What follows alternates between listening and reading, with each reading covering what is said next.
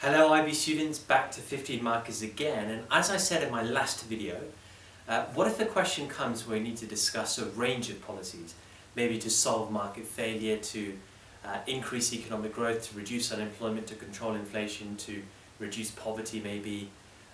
How do you structure a question like that? Slightly more tricky, not that tricky. We can still use the framework I used in my previous video, but slightly adapted. Therefore, if you haven't already, go and watch my previous video on 15 market technique. I don't want to be repeating myself on a lot of the points I made there. So watch that first and then I can skip through all of this. Alright, so we have a range of policies to discuss. How do we answer a question like this? Well, like we did before, define your key terms. Then, again, start with your first policy. On the one hand, that is your first policy. Here is a policy that can be used to solve this market failure, maybe an indirect tax. You go through how an indirect tax works, depth of analysis, you apply, use examples, and you evaluate as we talked about before. And let's talk about an indirect tax. So you do it for an indirect tax, maybe to reduce the consumption of cigarettes. There is a market failure there. You would then say, right, for the same policy, an indirect tax, here is a problem with an indirect tax. And you might say, look, indirect taxes are not likely to work in solving the market failure straight away because of very significant inelastic demand. You would do depth of analysis probably with a diagram here and talk about the inelastic demand and how even if the price goes up a lot because of this tax, quantity doesn't fall by that much, i.e. consumption doesn't fall by that much because of whatever it might be, addictive nature, lack of good substitutes, small percent of income the price increase takes, whatever. So you do all that, you explain depth of analysis, you refer back to the question, you apply, you evaluate, fantastic. Then you want to bring in your second policy to specifically overcome the limitation of your first. So if we've just said an indirect tax has got significant inelastic demand, you want to bring in a policy that can overcome that problem. So maybe your second policy is regulation. So again, you follow the same framework. Let me just take this moment quickly, guys, to say this evaluation doesn't necessarily need to be done now because you bringing in these extra policies in the way I'm telling you to is itself evaluation. Just bear that in mind. So you'd say regulation. That overcomes the inelastic demand. Why? Because it's a command control policy.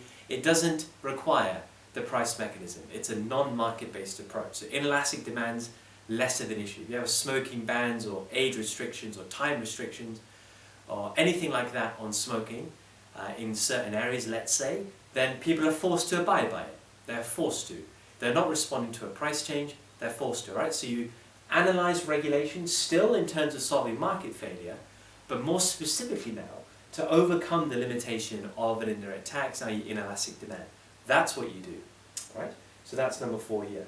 Then you talk about a limitation of regulation, but you pick a limitation whereby your third policy, that's what you need, if you need 3, whereby a third policy can overcome that. So maybe you say the problem with regulation it's a difficulty in enforcing it, and maybe the cost of enforcing it, something like that. Enforcement problems with regulation. That might be your argument. And at the same time, it doesn't get to the heart of the market failure, which is information failure for a demerit good like cigarettes, you might say. So then you bring in your third policy, if needed. If the question is just discuss 2 policies, well fine, we can go to a judgment. But if it's 3 policies, or a range of policies, that normally is like 3 policies, then your third policy should be brought in to overcome the limitation of the second. So if enforcement is a problem, maybe your third policy is negative advertising or educating the public, spending money to do that. That gets at the heart of the market failure. More of a long-term idea, fair enough, but individuals start to understand themselves just how bad smoking is for them. They're more likely to change their habits, to respond to higher prices from an indirect tax maybe, and to control their habit, to reduce their consumption of cigarettes. Then you bring in a limitation of that policy. The limitation might be cost, might be it takes a long time for it to work, whatever. You do that in detail, depth of analysis with application, absolutely. Don't worry about separate evaluation here because you're kind of doing that throughout. Then you come to your judgment, all right? So like I've just said, whether it's 2 policies you're discussing, whether it's 3 policies you're discussing, this framework helps, but you need to do your judgment in the same way as I said before. If you watch my video on a judgment, it'll be very clear what to do. So that's how you structure a question like this. It might seem like, oh my god, how do I do that in half an hour? It seems crazy. But again, you pick just one point, right? One point on the one hand, go through the policy, that's it. One limitation of that policy. Next policy, specifically to overcome the limitation of the first policy and answer the question. One limitation of that. Third policy, talk about it specifically in overcoming the limitation of the second, but still answering the question. One limitation of that, and then your judgment.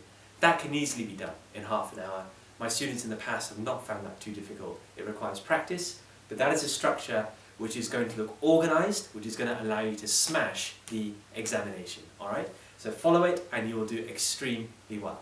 Good luck in your exams, revise hard, use the structure, practice, and I'll see you all in the next video. Thank you.